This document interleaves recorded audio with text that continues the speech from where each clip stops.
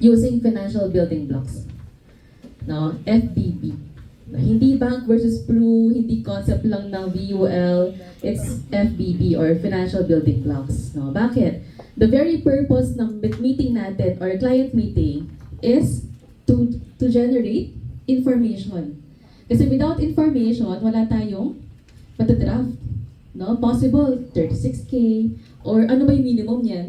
Diba? Pag hindi natin inaral to, at the end of the day, ang tatanong lang sa'yo, sa dami na pinag-usapan nyo, ano yung minimum?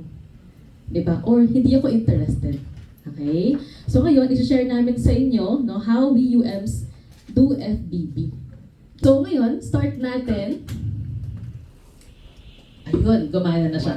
Ayan. So, kanina pa ako pumipindot kahaba ng introduction. So ngayon, ayan, ito yung presentation flow natin. So before namin i-run sa inyo, ito siya, yan lang talaga, no, yung flow ng presentation.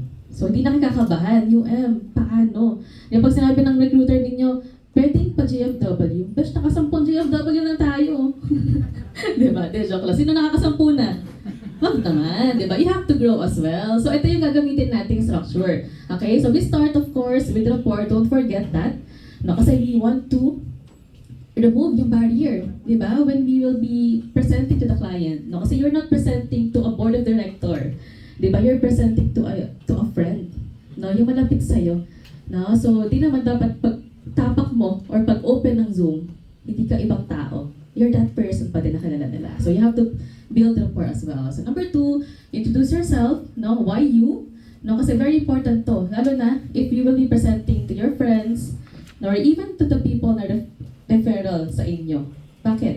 You have to establish bakit ka nag-join ng PRU. Diba? You have to establish bakit ka nila siseryosohin. No, kung dati alam nila, loko-loko ka nung high school, nung college, no, you have to establish the trust with you here. So later tuturo namin, how would you introduce yourself in a way that you will be gaining their trust this time. Okay? And then next, ayan, ito na yung, kumbaga, formal. No, in a way na you'll be introducing why PRU Life UK, and then life stages, the 4 pledges, FBB. Now, wherein ito na yung fact-finding. You'll gather informations here, and then we'll also help you how to do cash flow, and then transitioning to how PRU can help. Meaning, ito na yung recommendations natin. Okay, so, dami ba? Dami, no? So, gagawin natin, we will break it down ulit no, into 3 para mas malinaw siya. No, so, in short, introduction, FBB mismo, and then recommendation. Okay? No? So, ready na ba kayong matuto, guys? Yes! So, dito guys, hindi lang tayo makikinig. Ito yung sinasabing difference ng UMPOP. Hindi siya night huddle na pag nagtanong ang facilitator, pwede kayong mag-off cam. No, kunwari wala naririnig. Okay? This time, no, mag-workshop tayo and we'll be giving you materials no, para ma-apply natin siya as early as now. Okay? So, ngayon, let me call on my client. Ako yung client.